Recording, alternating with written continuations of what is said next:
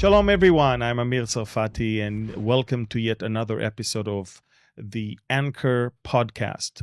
The anchor, the hope that we have, is like an anchor to our soul, and we aim and strive to bring you hope through the topics and the people that we host here. So, together with me today is Dr. Dina Aweda. Shalom, Dina. Shalom. You are a doctor of biology in Israel's highest institution for science, and it's called the Technion. Am I right? That's right. Yes.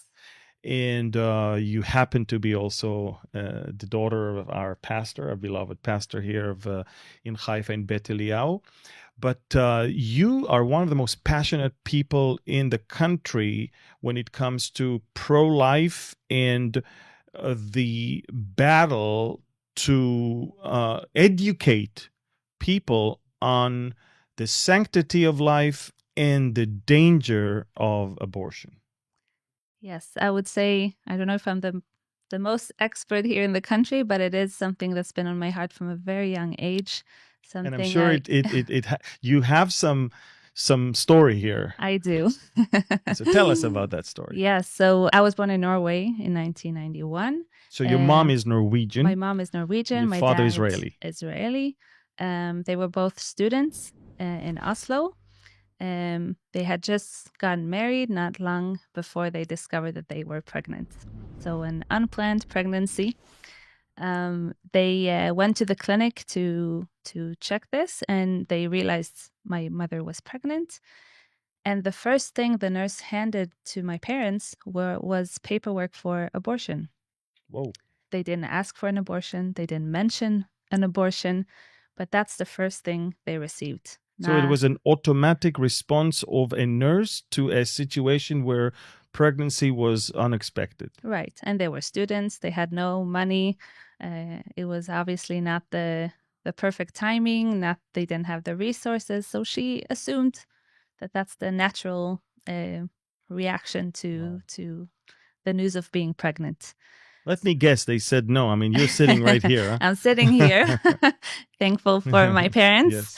Yes. They said no. I think my father said, "Excuse me, but we don't kill our own children. That's not how we do it." And they left. But yes, this is the story I grew up with about my life, how my life started. And so they told you about it. They told me, and that sort of what stayed and was engraved in you, the fact that so easily people were ready to give up on you. On me, yes. So sometimes to think about it, this nurse, what she actually was saying is, you, Dina, she didn't know me, but it was me in my mother's womb, don't deserve to live. Yeah. I mean, for what reason? Yeah. I mean, I wonder if if she could have felt the same way telling friends of hers about an animal that they own. I mean, I think that in our age and era, people find it tougher to put to sleep an animal than to abort a baby. Yes. I think the value of life has decreased so much that unborn babies are, in the eyes of many today in our culture, are really worth nothing. They are clusters of cells. It's a clump of cells. It's not a living thing, even though science tells us otherwise. Unbelievable. Yes. And you're a scientist. It's not like you're an uneducated, some hillbilly that all you know is that you don't kill babies. You know exactly what it means from the time of conception that there is life. Yes. So I think science has been very clear about this all years, that life begins at conception. I mean, we have a cell. It's so interesting because, each cell in our body has a different function. Their morphology is different. They're meant to do something. Like I research muscles. The muscle cells are created to contract. That's how they're built. We have heart muscles. We have skin muscles. We have intestine cells. They they do different things and they have a purpose in a way. At time of conception, we have a very special cell that has one purpose, you could say, which is to develop into a human being. It's the only cell that has this capability of dividing into all cells of our body and creating life, basically. and creating life. And that's amazing in itself. Yep, it is. That from one cell we get a human being, a baby. And at what age the fetus becomes a baby with a heartbeat and all of that? So the heart cells start to contract at 3 weeks. That's very early. Many times they don't even know that they're pregnant at that time. Exactly. I read once a statistic that said that most women discover they're pregnant between week 4 and 7. Where there's already a beating heart. Right. Or at least the cells are beating. The heart is still developing, so it's not a whole heart yet, but we still have a heartbeat of the fetus. And I think what's amazing today is that with all our technology, with all our advanced science, there has never been a time in history where we have so much proof of the life of a fetus inside the mother's womb. I mean, in the 50s, in the 60s, I think the ultrasound was invented. Until then, they couldn't hear the heartbeat, they couldn't see anything. But today we have so much evidence of the humanity of the fetus that it moves and it sucks its thumb and it can recognize its mother's voice. And there's so much we know, and we can do even surgeries on babies while they're inside the womb. We can save their lives while they're inside the womb. But at the same time, there's this growing conception that it's a clump of cells and it's not worth anything. And isn't it interesting? You can take a couple that is really excited about a baby, and they will say, we're expecting a baby. Right. And then you can take a couple that this pregnancy is not exactly what they're excited about, and they will call the exact same thing a lump or a cluster of cells. Right. And it's in the eyes of the beholder, but it has nothing to do with facts. It has to do with how they feel about that. Right. So that begs a really deep question of does our worth come from our being as human beings, or does it come from the circumstances in the life we're born into? So is there a moral debate today about abortions? I think that it has sort of disappeared. I would say years ago, and not that long ago, you could sit two people with different opinions and they would have a real discussion about whether abortion is a moral thing to do or not. And you would have pros and cons for each side of the debate. Today, from what I see, especially the younger generation, is that it's not a debate anymore. Like, there's no question whether abortion is moral or not. It is, and it's become a human right, a woman's right. Yeah, it's interesting because the semantics are the way that the enemy is trying to cheapen life of the unborn. I mean, I'm thinking about the pro-lifers and the pro-choicers.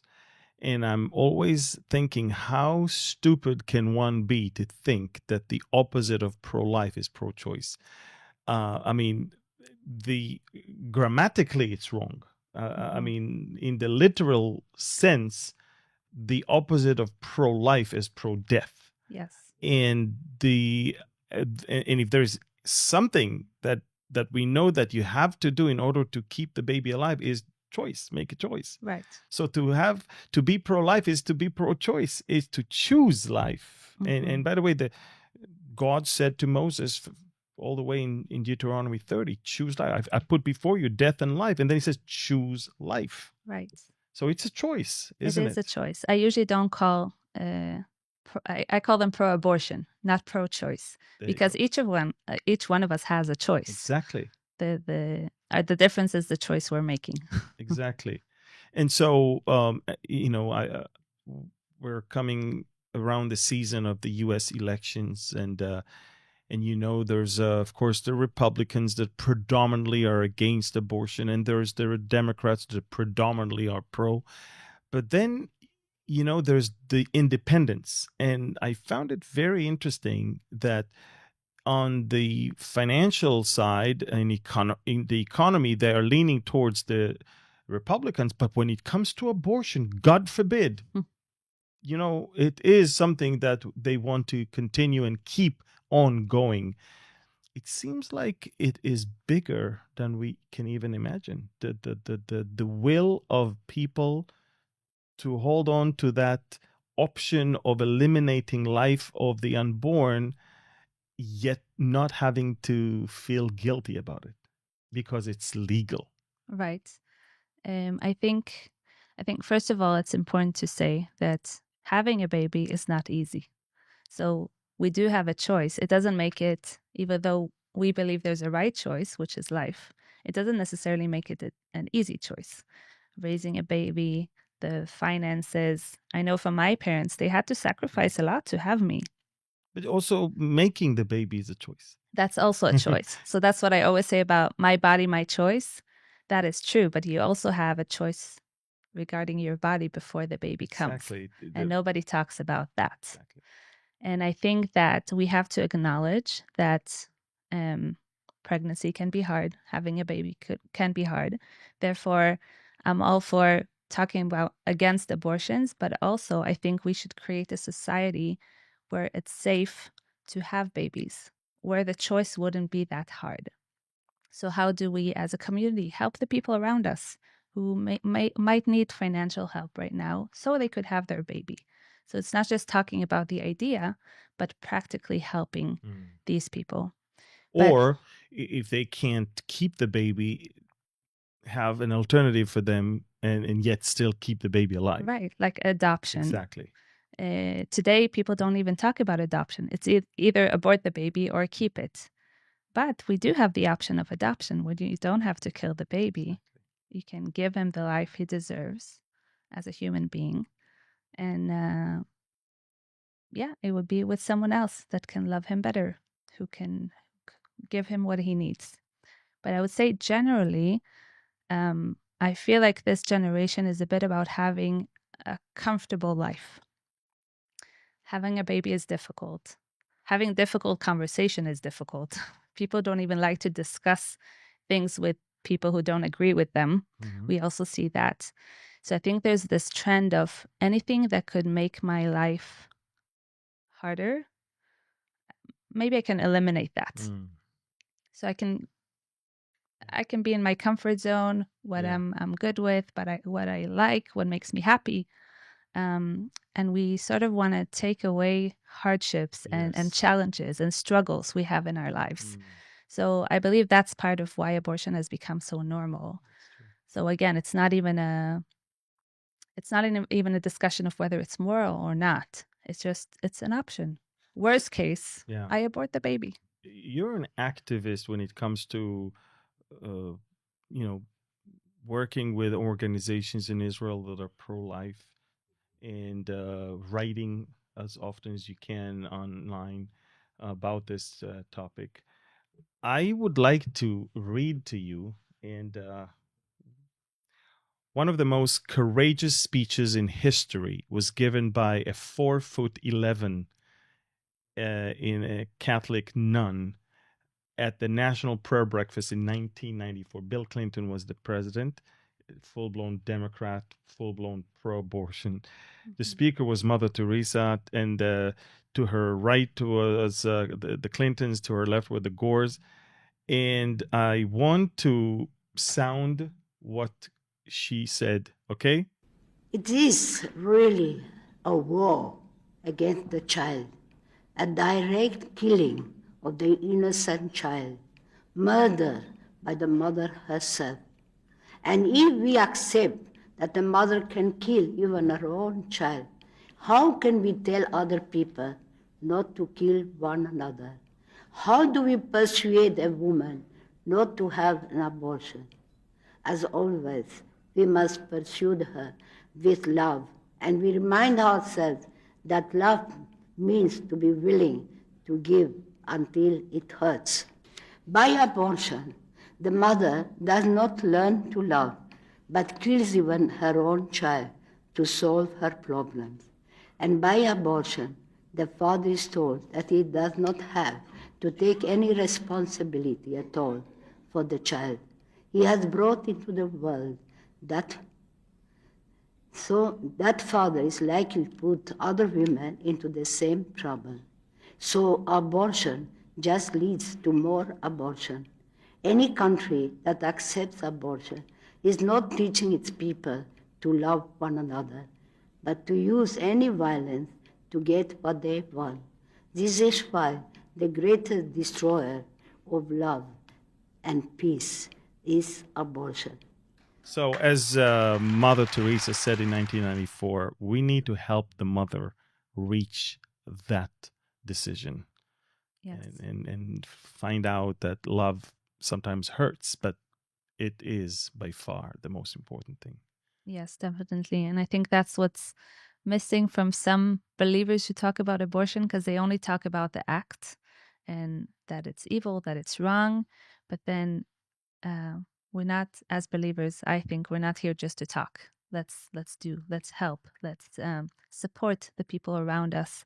And I think that's a very important role of the community, of the churches, that we can also be a light in this darkness and not just speak against it. Yeah, I totally agree with you. I think that this is one of those topics. They're very close to my heart personally, because even us, about 11 years ago, 12 years ago, we expected our fourth child, and the doctors, even in our case, the doctors found something wrong with some of the amino protein, whatever it is. I don't even know what it was. So from the moment we decided to keep the baby, we received a hostile treatment, and then eventually, when our fourth was born, the same doctor that wanted us to get rid of it is the one who delivered the baby and saw that he was perfectly healthy. And I don't think there was any remorse. I don't think there was any problem. All right, so this guy is okay, but maybe it could have been something. I mean, it's unbelievable how easy it is today to just decide to stop the life of a human. Yes, and it seems like we only want perfect babies to be born. That's true. If they have some disability, I know in Israel, from stories I've heard from people, that if the child has any disability, they expect you. They would very quickly suggest to abort them, and it could be them being deaf or blind or an albino kid. I heard a mother once said, and they can live perfectly fine in this world. So, what is love? Is it accepting people as they are and helping them with their difficulties that they may have? Sometimes the doctors are also wrong, like in your case. Yes. It's all chances and percentages of things they predict. So is killing them more loving than being there for them in their struggles that they might have? You allured earlier when we talked before the podcast, you said that it is much deeper than just abortion. You said abortion is just one facade of a greater revolution that this world has gone through or is still going through. What is it? Yes, I think in the 60s, we had the sexual revolution that took place, or sexual liberation, some people called it. And it was actually challenging the whole view of the traditional marriage, sexuality, gender, homosexuality. And after that, we can see with time, what happened is that many things that were considered immoral not only became moral, but we see them as good now. Preferred, even some preferred cases. In some cases. So it has normalized abortions and pornography and homosexuality, the pill, and all kinds of things that started with the sexual revolution that was meant to give more freedom to people. But it was more freedom for what? To just have fun. Exactly. It was To not do what you freedom want. to be hardworking people, freedom to be more loving or more caring. It's literally, I mean, those are the days of drugs, sex, and rock and roll. Exactly. I mean, it was that they wanted to do without consequences. Right. And that's exactly what abortion is, right? Mm. You don't deal with the consequences of what happened and the baby that was created. Mm. So I think I think abortion is a byproduct of something much deeper in our society, which is how we view relationships and marriage. It is. It is amazing. I'm always thinking about how much money and effort governments take to protect life. I mean, literally, we build militaries to supposedly protect life. Mm-hmm. We build educational systems, health systems.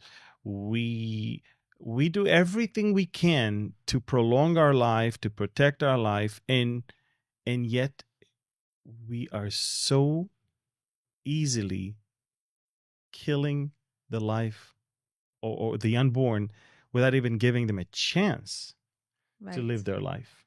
Our society is pro-life in its Exactly. basics, let's say. Exactly. That's what I'm saying. It's all about staying alive. Yes. Right. And our society is based on Judeo-Christian values, basically biblical values. I mean, we have laws against murder, against rape, against theft, against anything that hurts human beings. But then somehow this line was drawn at birth. But even that line is being crossed right now. Even now, they are even suggesting that even if you change your mind after the birth, Mm-hmm. there is still hours or days period of time where you can still abort the baby, even though the baby is perfectly fine. It was already born. Yes. And I mean, they're pushing that goalpost more and more and more to the point that it doesn't really matter anymore. And how far will it go? Exactly. And isn't that interesting? They always use this, what if the girl was raped? What if this? What? And I'm like, you know what? Why don't we only do that? Okay, I agree. Let's do that only when it's the rape. About the 99%. Exactly. 99% of the abortions then will be illegal. Mm-hmm. Because they're using the 1% to justify the 99%, which has nothing to do with rape or any crime. Right. Or even any disability. It's all about, I don't feel like having a baby right now. Most of the time. Or they do have some struggles, but again, it's financial struggles, right, it's stuff like that. It's not like the baby itself has a problem. So maybe instead of investing money in the abortion clinics, we can use that money to help women who are pregnant with their babies. Absolutely. See, there's so many solutions. I think that the thing is, right now, they vilified everyone that speaks about pro-life to the point that you are misguided, old-fashioned monster almost. And again, a sign of freedom, liberation, liberal lifestyle, and progression. Abortion is part of that. Right. And I find it horrific that killing a human being is actually a token of liberation. Yes. If you're pro-life, you're against women. But that's what they say. But what I say, no, I'm very much pro-women. And it starts with me wanting them to be born. Yeah, absolutely. Right? Our women's right doesn't start when we're 18. They start at the time of conception. Exactly. 50% of all the abortions are women, are girls. Yeah. And I think it's very diabolic to call killing something that makes you feel good and give you better life. This is by itself diabolic. I mean, if killing just for the sake of feeling better and having easier life, that's satanic. Literally satanic. Abortions have been so normalized that I do believe that there are women, there are people who truly believe it's not wrong. They've been so brainwashed into this. I think most of them nowadays think it's not wrong. They honestly believe it's not wrong. But I find it hard to believe any woman who has been through an abortion, if she really thinks about what happened, I find it hard to believe that it doesn't do something that she can really feel 100% okay with that. Actually, a few years ago, I met a guy. He was in his 40s, 50s. And he told me that when he was young, his girlfriend got pregnant. He wasn't a believer back then. They had an abortion. And he said, today, 20, 30 years later, I am crying over my son or daughter that I lost. I didn't realize it back then, but today, because I know. when you have the Holy Spirit, then you have the Spirit of God in you, and the value of life now is just exploding in you. Because that's the heart of God. Yeah. God told us choose life. Right. God, demands payment for anyone that is killing. I mean, in other words, killing is such a bad thing. And it's very interesting because even when God told the Israelites to get rid of specific people, it was because they were killing. It was because they were worshiping gods that demanded human sacrifices. And so it's I'm thinking, here we are, it's 2024, and it seems like if I was God and I had to judge the world for one of the most important things that would be in the top of the list is for the shedding of so much innocent blood. I think it's one of the greatest tragedies of today's culture. Yeah. And I'm looking at least in the case of Jeremiah the prophet, where he acknowledged in the first chapter that God actually anointed him and blessed him and called him to be a prophet while he was still in his mother's womb. Right. That tells you that while a baby is in his mother's womb, God already has a plan for him. God already has a whole book of life for him. And so also in Psalm 139, it talks about how fearfully and wonderfully he knitted exactly David in his womb. Exactly. We were made fearfully and wonderfully in the womb, and it's not wrongfully, and it's fearfully and wonderfully. It's amazing. And I think even doctors, when they go through medical school, they're amazed at this human machine. It's how everything is made there. And anyway, I want to encourage you to continue Thank you. what you're doing. If you guys don't know, but Dina writes from time to time online. You write some posts on, what platforms are you active on? I have an Facebook and Instagram account. I also write on faith. We'll see, but I also have some pro-life posts here. So we're gonna give you Dina's details of her Facebook page and on her Instagram, and we encourage you to follow her, but not just to follow her, but also to share the content that she is writing on. You write in English mostly, no? Yes. So it's very easy. Take that and just share it with people. You will be blessed, and many others that you share it with will be blessed as well. So Dina, it was an honor to host you here with me today. I think it's one of the most important topics that one could talk about. I would like to have you again here whenever you can to talk about other things that you're very passionate about, such as the authority of scriptures and other things. But until then, I want to thank you for being here. It's a pleasure being here. Thank you. And for all of you, I want to thank you for listening and watching this podcast. Again, the Anchor podcast, the faith and the hope that we have, that is an anchor to our soul. And I hope that you received hope from what we talked about, and also wisdom, not only for yourself, but to share it with a lot of people that are struggling with this type of dilemma. Should we keep the baby or not? Let's have the heart of God, based on the word of God and the way God values life and views life. And I'm sure that you will. I don't think anyone can ever regret for keeping his baby if anything, you will probably regret for not doing that. God wants you to live. He wants your children to live. In fact, one of the tokens in the Bible of being blessed is, may you see the children of your children. U'r'eh banim levanecha in Hebrew, we say, that's a token of blessing, which means be fruitful, multiply, and don't kill your babies. Actually see them alive and growing. So thank you again for watching, and again, follow Dina on social media. Thank you, and I want to say goodbye from Connect in Galilee. Thank you, and God bless you. Shalom.